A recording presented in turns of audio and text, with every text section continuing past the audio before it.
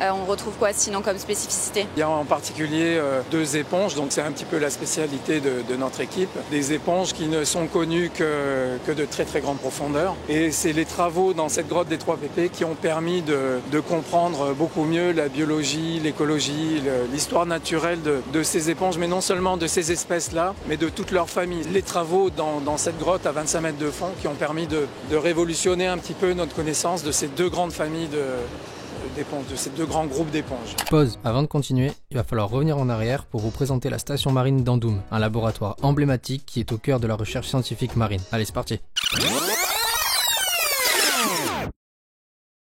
C'est un laboratoire de zoologie axé sur la mer. On y pratique de la biologie marine, de l'écologie marine et puis plus généralement on peut dire de l'océanographie biologique. C'est un laboratoire qui a plus de 130 ans, qui a été fondé par un grand naturaliste local qui s'appelait Antoine Fortuné-Marion. L'idée déjà à cette époque-là, c'était de s'intéresser au milieu marin qui commençait à ressortir comme un élément de régulation un petit peu des grands équilibres de la planète, que la pollution avait un impact négatif, que la surpêche avait un impact négatif. Il y a plusieurs unités de recherche. La mienne, par exemple, c'est une unité qui s'appelle l'IMBE, Institut méditerranéen de biodiversité et d'écologie marine et continentale. Et on s'intéresse à différents aspects de l'écologie.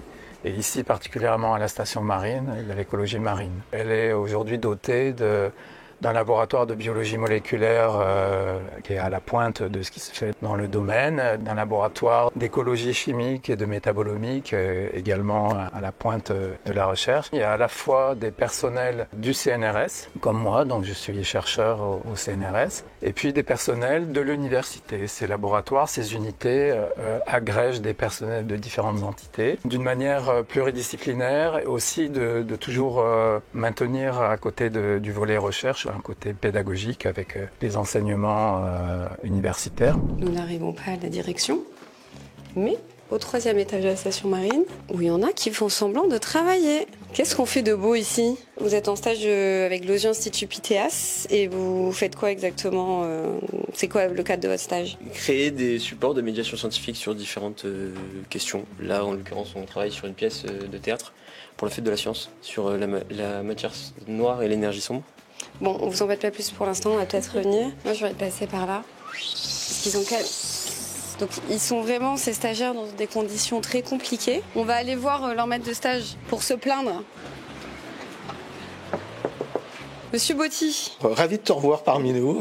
Donc l'OSU Institut Pythéas, c'est une composante d'Aix-Marseille Université sous la tutelle du CNRS, de l'IRD et de l'INRAE. On a des financements de ces grands organismes de recherche pour les salaires de chercheurs, que pour les campagnes de recherche, les équipements, etc. Et nos thématiques de recherche vont du fond des mers aux confins de l'univers. Pour nous, ce qui est important, c'est vraiment d'être au cœur de la recherche et au contact des chercheurs. On fait le lien entre la recherche et le public. On divulgue des connaissances qui sont actuelles et qui sont validées. Après, travailler avec des étudiants et leur apprendre ou les accompagner dans leur apprentissage de la médiation, c'est aussi important. C'est vraiment faire ce lien et leur apprendre aussi à aller chercher l'info là où elle se trouve, c'est-à-dire là où sont les chercheurs et pas n'importe où sur des sites web.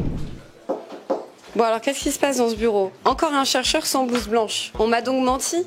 Notre outil de travail, c'est plutôt la combinaison de plongée. C'est vrai. Je suis un enseignant-chercheur à Aix-Marseille Université et je travaille sur les espèces exotiques envahissantes marines. Donc on se fait envahir par des espèces exotiques? Énormément. Et donc mon travail consiste à comprendre leur impact sur l'environnement, sur notre économie aussi, et surtout pourquoi elles deviennent invasives alors qu'il n'y a aucune raison qu'elles le deviennent normalement. Et il y a quoi comme espèce invasive du coup? Ça va des algues jusqu'aux crustacés, jusqu'aux violets. Donc invasive, c'est pas top, c'est-à-dire que ça prend la place d'autres espèces? C'est quoi invasive? Elles commencent à proliférer, pas toutes, certaines restent là tranquillement, mais il y en a quelques-unes qui vont vraiment proliférer, poser des problèmes. Donc toi tu les étudies pour quoi? Pour prédire leur évolution dans le milieu, pour pouvoir lutter contre ces espèces? Comprendre pourquoi elles arrivent à être invasives, c'est aussi essayer de trouver des moyens pour soit pour les arrêter avant qu'elles arrivent, soit pour les contenir une fois qu'elles sont arrivées. Donc tu fais des préconisations à qui, comment Comment ça se passe? Surtout les politiques, ça peut être aussi les gestionnaires, les autorités portuaires, les aquaculteurs, même les pêcheurs, pour essayer de limiter leur propagation et surtout leur arrivée. Ce qu'on préconise surtout, c'est d'avoir des environnements de bonne qualité finalement, qui arrivent à lutter, à se défendre naturellement contre les envahisseurs, essayer de réduire la pollution dans les ports, essayer d'avoir moins de parois lisses, très bétonnées, bien lisses, ça elles aiment beaucoup, alors que les espèces locales, elles ont un peu plus de difficultés à pousser dessus. Donc c'est le genre de recommandations qu'on peut faire auprès des gestionnaires. Bon alors Pierre, à quoi ressemble une journée typique d'un chercheur à la station marine? Alors j'aimerais te dire d'abord qu'il n'y a pas de journée typique parce que ça peut être une journée qui est passée en réunion. Évidemment, les journées qu'on préfère, ça va être une journée qui commence par le terrain. Pour nous, c'est la plongée.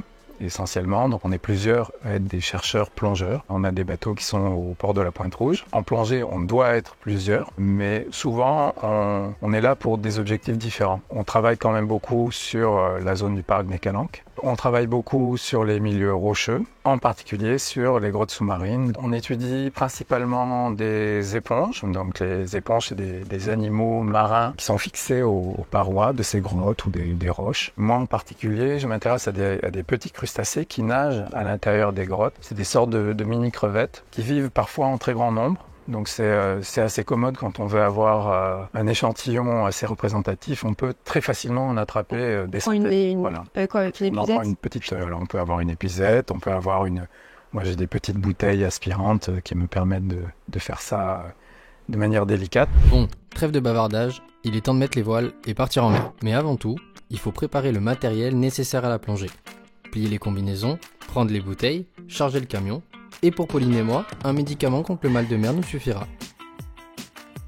C'est avec Pierre au volant du camion que nous prenons la route direction le port de la Pointe-Rouge, situé dans le 8e arrondissement de Marseille.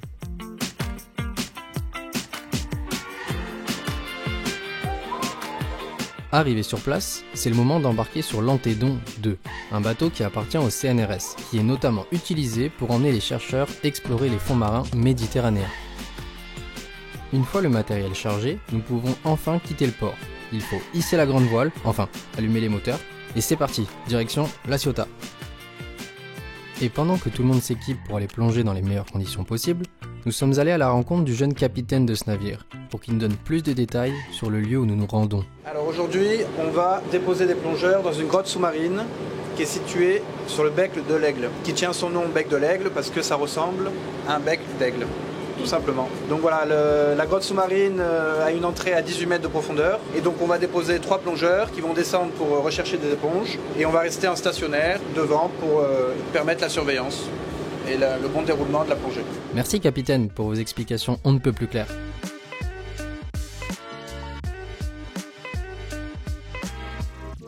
Sur le bateau, nous retrouvons évidemment Pierre, que vous commencez à connaître, mais aussi Marie, une jeune doctorante qui va nous expliquer sa mission du jour. Je pars échantillonner quelques spécimens d'éponges que j'ai pas réussi à identifier sur photo, puisque pour identifier ma biodiversité, je n'ai pas été prélever toutes les éponges que je retrouvais dans la grotte, mais j'ai pris des photos. Et sur certaines photos, donc j'ai pas réussi à les identifier. Donc là, je prélève un petit échantillon. Sinon, ça va, les conditions de travail, c'est pas trop compliqué? Bah écoutez, vous pouvez juger par vous-même. Là, on est sur une belle journée. En Méditerranée, on a quand même la chance, on a souvent du beau temps. Et du coup, les sorties terrain, c'est vraiment ce qui m'a motivé moi dans le sujet de thèse. On va plonger dans une grotte qui s'appelle la grotte des 3 pépés. C'est une des grottes sur laquelle on travaille le plus. On y va pour faire une série d'observations, de photos et quelques prélèvements d'éponges. Les 3 pépés, c'est les 3 pépés, les trois papis? C'est quoi l'histoire derrière ce nom? Elle a été découverte par 3 vieux plongeurs. C'est seulement au début des années 90 qu'elle a été portée à la connaissance des scientifiques. Et c'est à ce moment-là qu'ils se sont aperçus que c'était une grotte vraiment très particulière. D'abord, la plus grande grotte sous-marine de la région, mais surtout avec un profil descendant qui fait que tout au long de l'année, des eaux froides sont piégées dans cette grande grotte. Ce qui fait qu'en plus de l'obscurité totale, des faibles apports de nourriture, des températures qui sont équivalentes à celles du milieu profond environnant en Méditerranée, du coup on y retrouve certaines espèces qui habituellement vivent à plusieurs centaines, voire plusieurs milliers de mètres de fond. On a en quelque sorte les abysses de la Méditerranée qui sont en partie accessibles par un plongeur.